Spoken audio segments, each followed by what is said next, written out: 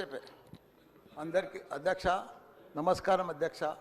మీరు నాకు అవకాశం ఇచ్చినందుకు చాలా చాలా ధన్యవాదాలు అధ్యక్ష. నాకు ఏం చేయాలనో ఎట్లా చెప్పాలనో ఏం చేయాలనో అర్థమైంది లేదు అధ్యక్ష. నేను పాలమ్మిన అధ్యక్ష, పువ్వులు అమ్మిన అధ్యక్ష, పెద్ద పెద్ద విద్యా సంస్థలు తెరిచిన అధ్యక్ష. ప్రపంచంలోనే భారతదేశంలోనే పెద్ద విద్యా సంస్థలు తెలంగాణ ఎవరికైనా ఉన్నాయంటే అవి మల్లారెడ్డికి ఉన్నాయి అధ్యక్ష. కానీ ఇప్పుడు అంతా అయోమయం ఆగం ఉంది అధ్యక్ష.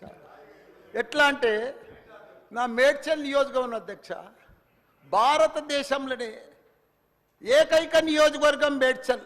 నేను జిల్లా చెప్తలేను అధ్యక్ష, నియోజకవర్గం నాది పెద్దది అధ్యక్ష.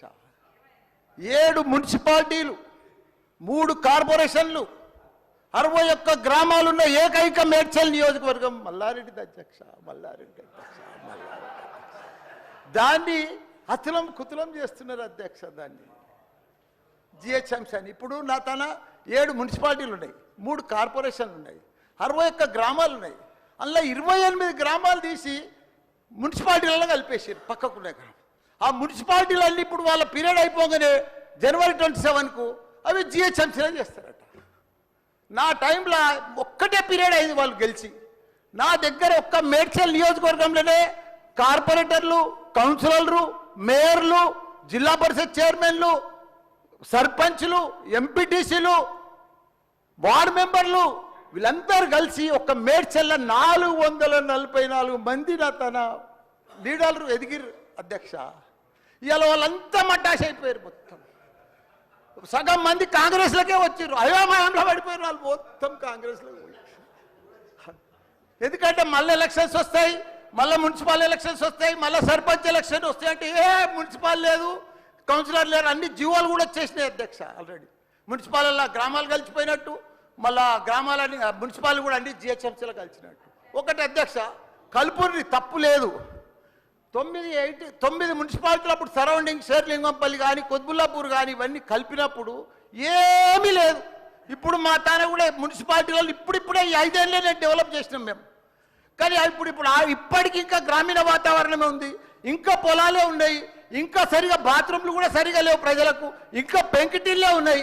అవన్నీ కూడా జిహెచ్ఎంసీలో కలిపితే పరిస్థితి ఇప్పుడు బంజారాయిల్లో జూబ్లీహిల్స్లో అదే ట్యాక్స్ ఉంటుంది, మా గ్రామాలలో అదే ట్యాక్స్ ఉంటుంది అధ్యక్ష.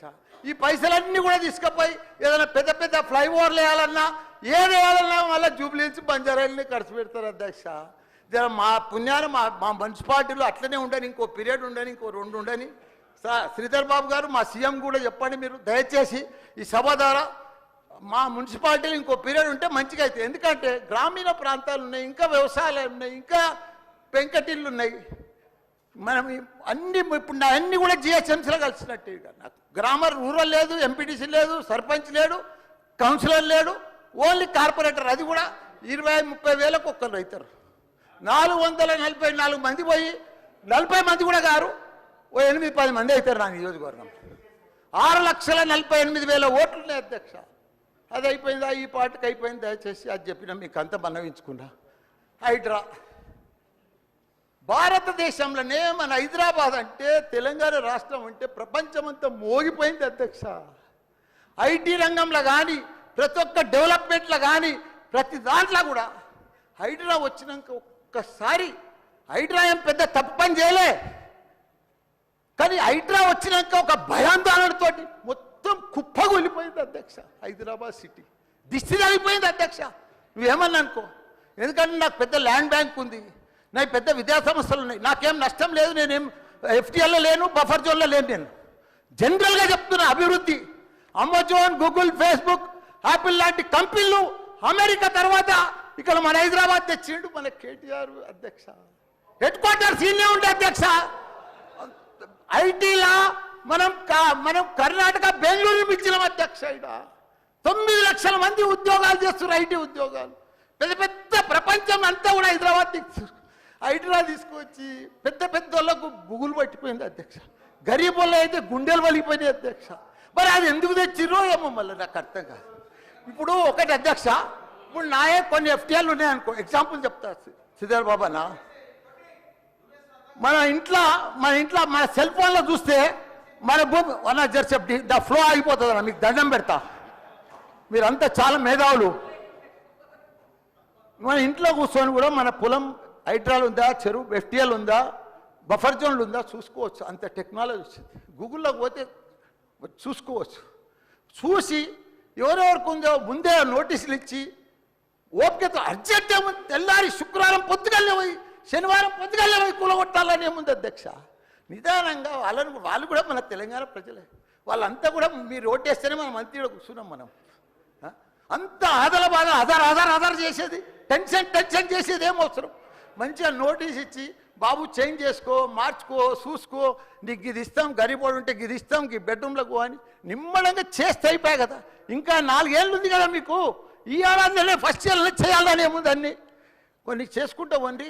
రియల్ ఎస్టేట్ అయితే అధ్యక్ష రియల్ ఎస్టేట్ అయితే కుప్పగొల్లిపోయింది. ఏదైనా పెళ్లికి అమ్ముదామన్నా కొంటలేరు ఎవరు. పైసల రొటేషన్ లేదు, వ్యాపారాలు లేవు, బిజినెస్ లేవు, ఏమీ లేవు అధ్యక్ష. దయచేసి మీరన్నీ కూడా ఆలోచన చేయాలని మంత్రులు కూడా ఉన్నారు. అందరికి కూడా చెప్తున్నా, అందరికి కూడా దండం పెట్టి చెప్తున్నా. Thank you.